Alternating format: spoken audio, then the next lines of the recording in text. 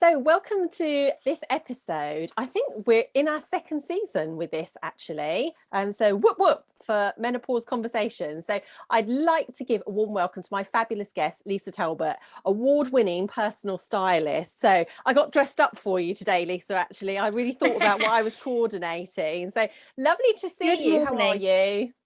I'm good, thank you. Good morning. And I have to say, you look absolutely lovely. Oh, thank you. Can't really see it, but I tried to match my orange lipstick with the orange coming out in my very psychedelic scarf with obviously my very lime green thing going on. Because although it's meant to be spring, it's still quite cold, isn't it? Do you know what? I walked the dog this morning and it was that, that drizzly rain that gets you really wet, but it was really cold. You just think, just walk faster, please, so we can get this over and done with. Yeah, it was a bit cold this morning. Yeah. So thank you so much for agreeing to come on to be a guest. So people probably think, hang on a minute, Menopause Conversations. We've got an award-winning stylist. The reason I was so keen to get you on is I definitely lost my way during a significant part of the perimenopausal years. I mean, anyone who knew me from the pharmaceutical industry will remember a girl walking around in a bright red pillar box red suit, bright red lipstick. Really, it was my signature, it was my brand, and people they might not have remembered my name, but they definitely remembered how I was styled. But I lost sight of that part of myself quite quickly. And so coming over to you, Lisa, I mean, that's why I wanted to do this episode with you today. Tell us a bit about you and how you became an award-winning personal stylist. And you know what? I'm listening to you then. We have got so much to talk about. And it's lovely that I can kind of contribute to this and hopefully drop some hints and tips along the way as well. So I've been a personal stylist for 16 years. So I did leave a big corporate organization when I had twins who are now 18. I did take a couple of years to kind of just ground myself with having two kids at the same time. Kind of got my routine and all that type of thing. And then originally I started to sell children's clothes through the home because I just wanted to go and do something, to kind of get my brain going again and earn a little bit of pin money. Then that collection bought out a ladies' wear range. And the ladies' wear range, this is where the whole styling started for me, because I would go back out to the mums who bought the children's clothes and they would say to me, does this look nice on me, Lisa? What do you think? And it was all opinion, but it wasn't knowledge or the right expertise. So it was at that point, I came home to my husband and I said, I'm going to go and train as an image consultant. And he said to me, fine. Like they do some men, they kind of go, okay. And I said, but I need you to pay for my training because I don't have enough money. And he was like, okay. I said, but then I'm going to set up a business and blah, blah, blah, blah, blah. And I think because he knows me so well. So I did. So initially I trained as an image consultant. For me, it was a bit too rigid. My personality likes a bit more flexibility to be able to kind of do what I want when I want and help the people at different stages rather than potentially on a rigid path. I then also trained with the London College of Style, again, a couple of years later to expand the knowledge base. And this is literally where it started, and it has rolled from there and there, moving forwards. I got my award as most inspirational newcomer. I then got another award working with Jacqueline Gold as well. And I've done lots of different things, but I work with shopping centres, I write in the media, but it's all about fashion and style. But my main objective is to help a woman to have a wardrobe that they love, that gives them confidence. Can be literally, Amantha, when you're 14 years old or whether you're 90, it doesn't matter. So that's kind of my passion, and obviously along the way it includes different things that we can put in place to help everybody, really. Yeah, that sounds fantastic. That's really brilliant, Lisa, and helping women have wardrobes that they love. I mean, because I'm sure lots of women have wardrobes that are heaving with things that they don't love. I mean, I definitely went through a phase of going, okay, so there's nothing in there that I want to wear. But I knew that I was spending lots of money. I was buying lots of things. And actually there really is a science, isn't there, to to what you buy for yourself. You can buy things that either complement your shape, your skin tone, or you can buy completely the wrong thing. So it's wonderful that you sort of progressed through this. And I first came across you, actually, I heard you on Clubhouse in someone's room, and I just thought, gosh, you seemed very, very approachable. And I think that's a really important point for women, isn't it, in that having someone that they can approach, they can feel safe with, someone who's got what they don't currently have, which is that energy and that insight. So what is it you most enjoy about your work when you're working? Do you work with men as well, or is it just women? I do work with men, but they're probably like 10% of my client base, to be honest. I am like 90%. I specialize in ladies. There we go.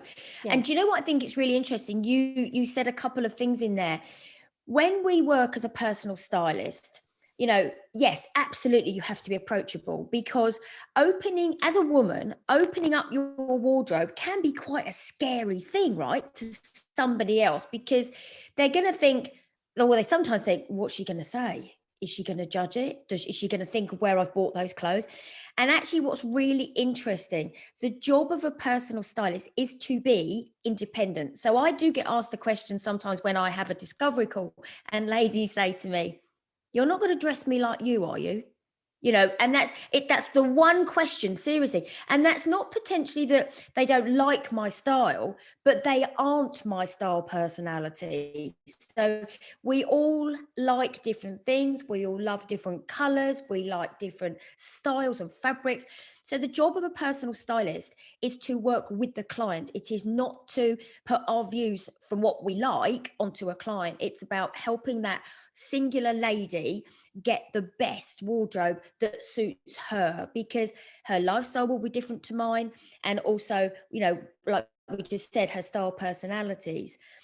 Also, do you know what I love about this is women have this amazing gut reaction, right? So clothes will either make you feel incredibly fantastic, or we know they make us feel pretty rubbish. We know that if we put something on in the morning, we catch ourselves in the mirror, or we catch ourselves in a shop window if we're walking to work, or we're going to the shops or whatever. And if we don't like what we see, makes us feel pretty rubbish, so we kind of go, oh, okay, I'm wearing it, but do you know what, it doesn't make me feel good.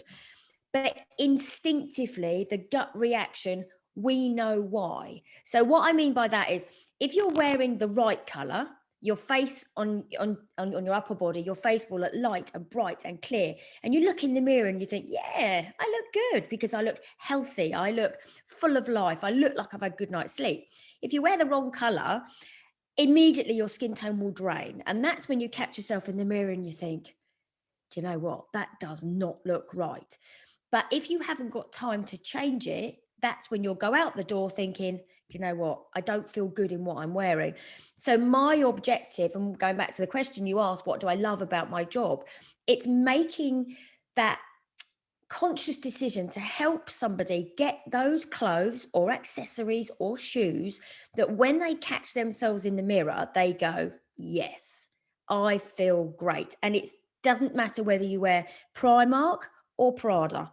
If you feel good in what you're wearing, your whole day will be positive, because you know that you feel good. Does that make sense? Yes, completely. And in my world of coaching, we call that anchoring. If you can anchor how you feel, it completely changes your mindset. And actually that's the challenge for ourselves, isn't it? It's not to just go, oh, well, I'm just going to wear this anyway, because that's like pinning bad mood on yourself. And that's not going to help anyone. And for business owners, actually, and again, in my coaching world, 93% of all our communication comes in your non-verbals. So words only account for 7%. So actually, if we're rocking up in something we feel pretty crap in, it's going to be communicated, isn't it? So it's that really, really powerful message. And so tell me, Lisa, what do you feel changes for women going through the perimenopause? Because that's something that we've both experienced, right? I mean, from your own personal situation, did you feel that you changed at all? Did you feel that your confidence dipped at all? Or can you give some insight as to what you think happens to women as they enter this period of perimenopause and yeah, of course. fluctuation? And yes, Yeah, and for the ladies and that are listening, you know, I went through it. So, you know, I've gone kind of through it, and hopefully I'm coming out the other end. But one thing I will say is that we should not let our style diminish because of it, because there are so many ways that we can work around it. And I'm more than happy to give some guidance on, you know, fabrics and things like that. But I think what happens is, it's our body changes, doesn't it? For me, it was about the heat that I suddenly got. And I've always been a cold person. So, you know, cold hands, cold feet. I was always the one in the house with the heating up and things like that. Suddenly, I got this completely different body with a different temperature. And it was about, oh, okay. So the majority of my wardrobe consisted of knits, blazers, jackets, trousers that had a slightly denser fabric and things like that. Yeah. So for me, it was about going, okay, that's not always going to work now. Or actually, if I'm doing something, I won't need to wear a coat, or I won't need to layer up underneath. So I think as we start to go through the perimenopause and our body changes, it's about going, okay, that our wardrobe might not work in its complete entirety, but what can we do to pick elements out that we really love and wear them slightly differently? So for me, it was removing some of the layering. For me, it was changing. When I bought something, I changed the fabric, because the fabric, I know that if I'd initially worn a cashmere knit that would have always kept me warm, a cashmere knit when I was going through the perimenopause with my hot body would have made me feel so uncomfortable. So it was about then changing to a finer knit that I still love the color of and I still love the feel, but I didn't get this raging heat, you know? So it's about working out what your changes are. And it could be, you know, some ladies I know get that real itchy skin. You know, so if it's one of those with the itchy skin, then swap to something like a bamboo fabric, because it's soft and it's kind, and it won't make you heat up, but it also will keep your skin much more comfortable. So yeah, it's about, I think, making the little changes that you can and not being afraid to go, do you know what, that doesn't work for me now, but I'm going to make some few changes whilst I'm going through this phase. Does that make, you know, Yes, that's where I think it stands. completely. Because so I know that lots of perimenopausal women, our boobs get bigger. So your breast size often increases because you're fluctuating hormones, or you suddenly develop that donut round your middle that you go, where did that come from? And where did that come from? Where did that come from? And so things like, you know, I learned very quickly wearing t-shirt tops that come to here was just going to make me more aware of my boobs. So actually wearing something with a V, you know, bringing the attention down towards my navel and changing. I like what you said about the changing the fabric. I went to wearing things that very much draped, you know, that hung beautifully. So Yeah. fabrics that hung beautifully and accentuated my waist possibly, which sort of nipped in before the tire. But I always said to myself as well, I wasn't going to throw anything out. So when I started not to fit things like my skinny fit jeans, I just put them away. And I thought, actually, if I'm not looking at them, that's not bringing my mood down. I'll just work with what I've got for now. So I think that's absolutely right. What all the things that you're saying, and it's about being brave. You know, there's no right or wrong. You know, if it makes you feel good, that's great. And actually, do you know what I love that about today's you know, youth? They just wear whatever they like, because if they feel good in it, brilliant. I think lots of women our age, sadly, come with a lot of stereotyping, don't they? Suck your tummy in, girls. You know, wear yourself, carry yourself in a certain way.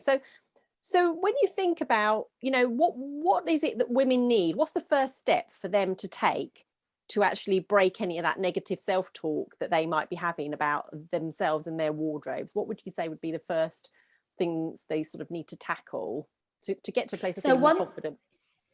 Yeah, so you hit on one thing, absolutely. So I would always say, and I get asked this a lot actually, the wardrobe needs to be a positive place. Okay. So you want to be able to open up those doors, whether you're going to work, whether you're running your business, whether you're going to a meeting, whether you're walking into the supermarket, whether you're going to coffee with friends. You want to be able to open it up and go, right, I could wear ABC. I could wear DEF, but actually tomorrow I'm going to wear FAC. So it's got to be that wonderful, flexible, fluid place of everything you love. So if, exactly like you said about your skinny jeans, if there's something in there that makes you feel uncomfortable, and it could be that the high, I don't know, mid-rise jean now, for example, that you used to love, you don't like so much now because you feel that your tummy hangs over the top. Just take them out the wardrobe. You do not have to throw them away. But anything that you feel, and feel is a massive word, right? Anything that makes you feel rubbish, take it out. Anything that you feel is too tight, anything that you feel makes you feel hot, anything that you just don't feel good in, take it out and put it in a pile. If you can, put it in a different room or put it under the bed. You don't have to get rid of it, but only have things in that wardrobe that you absolutely love. And then the next step in doing that is, if you do want to add some pieces in, because there are so many styles that you can wear. If you do carry weight around your tummy, it's about still creating the shape through the torso, but it's about having movement through the tummy. If you go for example, a fitted jersey top that has no movement, it will cling. And you know that you're going to look in that mirror and think, all I can see is the weight that I'm carrying around my tummy. So if you have a top that has definition through the torso, it still keeps this rectangular shape, but you have movement through the tummy, it can't cling. So it's about going, right, so when I go shopping, whether I'm online or in the high street, I'm going to add in a pair of high-waisted trousers because it flattens my tummy. And also I'm going to get 2 tops, 3 tops, however many you want, whether it be a shirt or a long sleeve t-shirt or whatever you want, that's got movement through the tummy. So I know if I get that phone call of a business meeting that says, please could you come tomorrow at 9, the panic goes from, oh, what am I going to wear to? That's fine. I could wear that and that with that jacket and those shoes. Done. So it's about having that wardrobe that works for you. Make it a positive place. Otherwise, there's nothing worse, is there, than opening up in the morning and going, oh, what am I going to wear? And that's not what we want it to be. It needs to be a positive place. Yeah, and that's so true. And that's so true. And the minute you sort of land on that, I mean, I always remember buying a pair of shoes. I should have brought them in actually, which are just the most intense red, that I told you about. And in fact, I had a photo shoot done last year with a red jacket I hadn't worn for 15 years that was just lying dormant in my wardrobe. And the amount of people said to me, where did you get that? Because I want it. And I just thought, there we go. I combined the shoes with the jacket. And for my menopause coaching, that's my brand. People really, really remember it. So it's so right. So describe to us what a day out with you is like, Lisa. I'm already intrigued. What's a day out with you like? So imagine for a client with you coming out with you. Okay. So I've got kind of different clients because I do a lot on personal branding and brand styling. So where you were saying about your red jacket, your red shoes. Tell us about that because that might appeal to people on LinkedIn.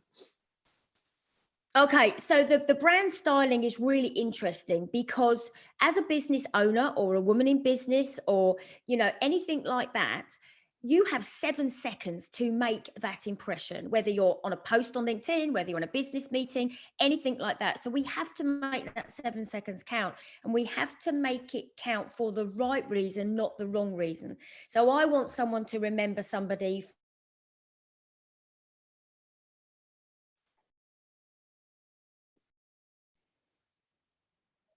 We had some gremlins there come in and we stopped talking. I think we're back now, are we? Yes.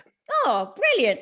So working with a lady with regards to a brand, what we actually have is we then have enabling me to make that 7 seconds count. So we talk from a branding point of view about who's your client avatar? Who do you want to appeal to? What message do you want to deliver? And this is, like you said, non-verbal. This is all through your clothes. What message do you want to deliver, etc., etc. So we talk about that first. If I've got a client that's going for a brand photo shoot, I liaise with the photographer to find out about the venue. what styling I'm going to be proposing for the client. How does that link in with the venue and the photographs he's going to take? So at the end of the day, all the worry is taken away from the client. She just knows that she's got these amazing outfits to wear. The photographer knows what he's doing, and we are a combination that can deliver the right messaging for this client, for this lady and her business. So we talk about that. From a day out with me, again, I have a client profile form, which is very simple. And before that meeting, I will have talked to a client, whether it be on a discovery call or whether it be on the phone, to find out how I can help, because I like to plan. So I'm a bit of a planner. So I like to sit down and face to face, like we're doing now, or if I can, obviously face to face with a client, and say, right, where do you struggle? What do you find more difficult? What would you like to achieve? Because by doing all of that, I have a better picture of the client. We then meet at the shopping centres that, we are having our locations. This is if we're going personal shopping, obviously. And then I have already shopped for my client. So I've planned the route. So I've gone the day before and I've worked out what shops are carrying what collections, who's doing what, will it suit my client, so that when my client physically lands with me at the time we've organised, we're ready. We have a coffee first. I explain to her a little bit about style personalities, about body shape, why we dress it the way we do, the garments I've selected for her based on the chat, etc., etc. Then we shop. And it's about me encouraging and inspiring. It's about me saying, look, come and try this. If you're a lady who is open, a bit like everything, isn't it? If we're open, magic will happen. Because if I say to a client, try this, and they go, Lisa, I'm not sure. And I go, no, please just try it. That's when they put something on and go, oh my goodness, I would never have thought of that. And then we just carry on from there, depending on the duration. I select items, they come together as outfits, and therefore, when the client leaves me, she has got a capsule wardrobe ready to just crack on with the next day. And I have a platform called the Online Wardrobe, which they can upload all their outfits, the items that they've bought, and I'll put them into lookbooks anyway, so they can look at it all on their mobile phone.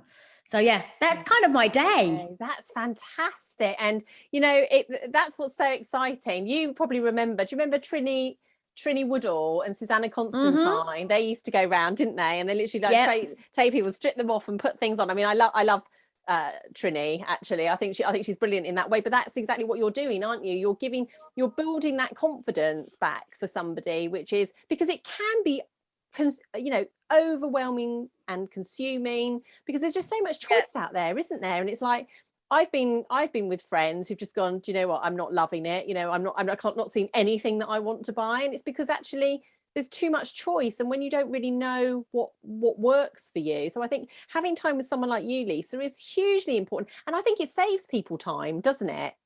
Yeah, it's the investment in yourself, and it's the saving time and the money, because if you think about it, we've all done it. Listen, me included. We go shopping sometimes, and you buy something and you think, now, is it okay for me? And you might not try it on either. And that's another big thing. We've all bought things that we think, yeah, this is fine, and get it home and go, oh no, I really don't like that. Or we've bought it online and go, no, I don't like it. When you shop with a stylist like myself, the knowledge base is there, because I can say, look, this is a good shape for you. Have you tried this? What about this color? Let me show you how colors work, etc., etc.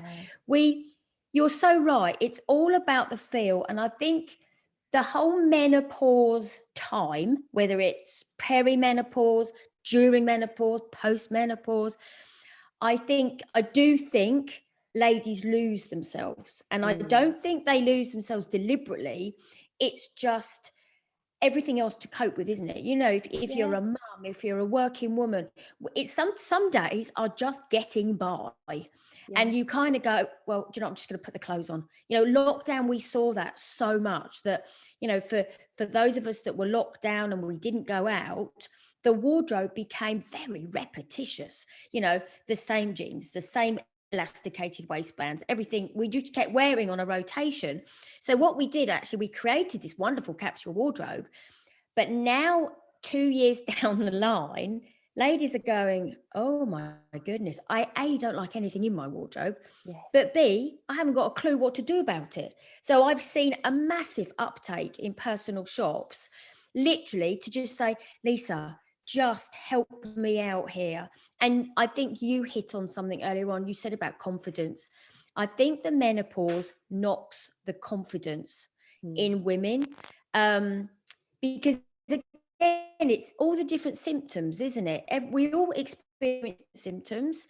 We don't all need to or can go down an HRT route. So my mum had breast cancer, and we are a family of migraine sufferers.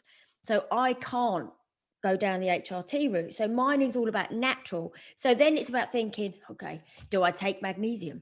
Do I take star flower? So sometimes actually what you're wearing is the least of your worries, but actually it's the one thing that can make you feel fantastic while you're trying to circumnavigate yourself through everything else, isn't it?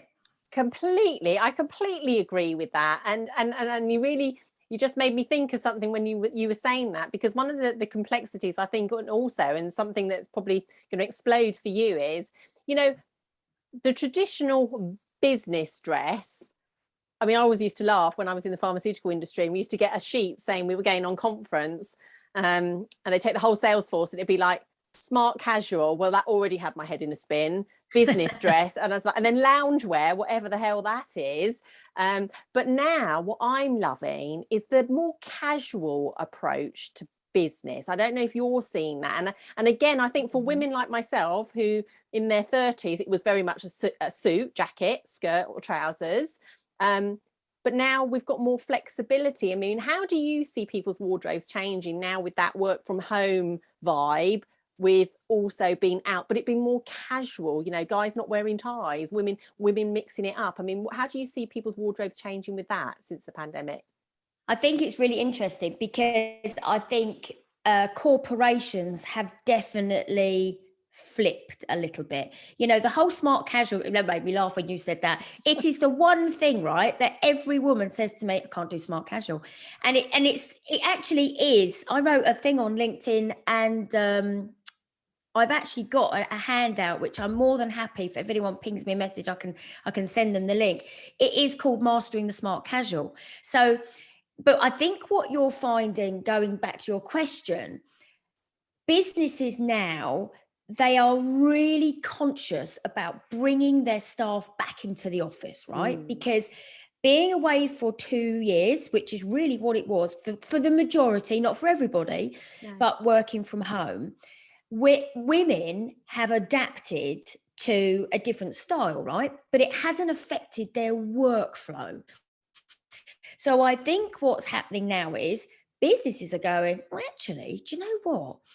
They work just as well without necessarily wearing XYZ.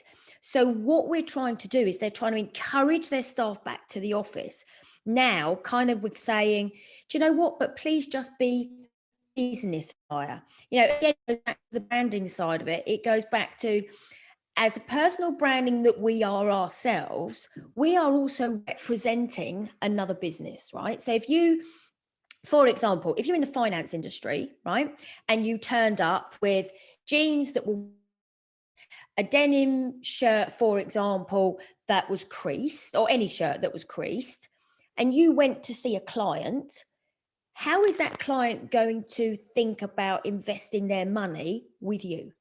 Whereas if you turned up in, I don't know, a pair of dark indigo jeans because they're slightly more elevated, no rips, a nice shirt that was ironed, and a blazer, you could still have a pair of trainers on, for example, right? But that's a very different outfit in comparison to the first one. So you then have to think, am I representing the business that I work for in the right way? So not only am I representing myself, but I'm representing my business. And that's when it all has to come together, because also from a personal branding point of view, we have to dress according to who we are as people, because that again is part of the confidence and the self-positivity. You know, I'm a little bit quirky and I love kind of being soft fabric. But if you put me in a soft flowing floral dress, it might look good, but God, I feel really uncomfortable because that's so not my personality. So a bit like you, the red blazer and the red shoes. If I gave you, I don't know, a massive paisley print, strong blazer, and you thought, well, I know it looks nice, but I don't feel like me. Yeah. You wouldn't be able to deliver a presentation as well as if you'd had the red jacket on. So Exactly. I think there's so much to it. It's such an intriguing topic, and it's about you, your branding, and how you also represent the business that you work within, whether it's your own business or whether it's a corporation. Absolutely. And again, such great answers, Lisa. And so when we think, because we're really getting into that diversity, inclusion, that equality piece, aren't we? And I mean, obviously you probably have a better idea. I mean, do you think women are really represented when you walk into the high street? Do you think we're seeing enough diversity and inclusion in terms of how clothes are marketed? Because I always remember back in the day, it's like, oh, petite's right at the back, and plus sizes, oh yeah, they're also at the back in a little like over there. I mean, and you know, I never saw anyone who looked like me on any advertising ever. You know, I always saw white slim ladies. I mean, how do you think that is sort of panning out now when we look around the shops? I think there's more, absolutely. So if let me take the petite and the plus and the tall. Let's take that one first. So I'm only 5 foot, which is how I got the name. One of the little people like me. Yeah. I probably get told off for saying that, actually. Yeah, and that's how I got the name the pocket stylist, because people used to say to me, and clients, I really wish I could put you in my pocket. So that's where the podcast came, the pocket stylist. Brilliant. So that's where it came from. So from a petite, a plus, and a tall side, I think you'll find that some of the brands try and specify. So we know there are brands that specialize in petite and tall and plus sizes, right? But I think what's really interesting, from my perspective, I don't find that difficult, because I know that, for example, certain brands do a 35-inch leg, certain brands that if you're petite and you go for an ankle grazer trouser, it's going to be full length on you anyway. There are some brands such as Lacuna Fit, she is a petite lady again, who has designed her own jeans, which are phenomenal. And not because, you know, I get paid to say that, they are brilliant, seriously. And she's got it right, because when you're petite, when you're tall, and when you're plus size, your dimensions change. It's not just about cutting the length off, giving it a longer length and making a garment wider.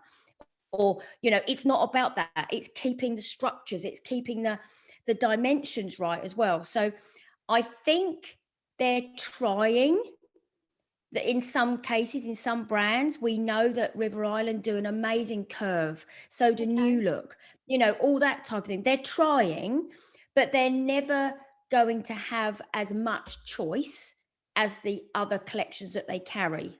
But if they carry some, it's great. With regards to diversity, I think we see so much more now. We do, you know, on the marketing, on the advertising campaigns, because we're all the same. You know, we're all the same. We all wear clothes. Absolutely. We just all twist them to suit our own personality and what we do. And I think hopefully now that's where we've got to, with a level playing field. I'm sure there'll be people who don't agree with you, Lisa, but for me, we are a person who wears clothes, and we're all just different body shapes, but we're all different personalities. And that's where the fashion industry has got to now. We see so much more, I think, I don't know if you agree, from, you know, marketing campaigns and advertising campaigns. You know, Gucci did an amazing campaign last year, and it was just fantastic. Lots and lots of great images. So yeah, I hope that answered your question. Yeah, it does. I mean, I remembered seeing something, I mean, maybe not terribly fashionably glamorous, but it was around pants, knickers. There we go. Knickers said it first time on LinkedIn. And they actually, I mean, I didn't even twig this, okay? Up until about a year ago, you could only get 3 colours of knickers generally, you know, and all the ladies know which type of knickers I'm talking about. You'd either get them in beige, white, or black. I was absolutely delighted to see in Marks and Spencer's a whole colour range versus on your skin tone that went all the way through the light tones, the brown tones, through to the black tones. And I thought, hallelujah. Because asking someone with dark skin to wear just a black bra in the height of summer so it doesn't show through their beautiful dress is ridiculous, because that's going to absorb heat. And so I thought, actually, that's clever. I like that, because that's showing that they're thinking about it. And I think the whole thing, you know, plus size models like Chloe Delolio, who I absolutely love. I think she's such a positive body ambassador for being a larger lady, a plus size model. And honestly, she's got more confidence than I've probably got in my little finger, because she knows how to work it. She knows what looks good on her. So I think you're right. I think we've still got some way to go, and I think some clothes brands get it really wrong. I know, like Zara, you know, you go into one shop and it's so that their sizing is really off. You know, you know, you can't even do the zip up. You go, well, hang on a minute, it should be going up. You know, it's ridiculous. But so what do you look forward to when you think about the summer coming up? Tell us what you look forward to, and do you have any projections around what we should be wearing?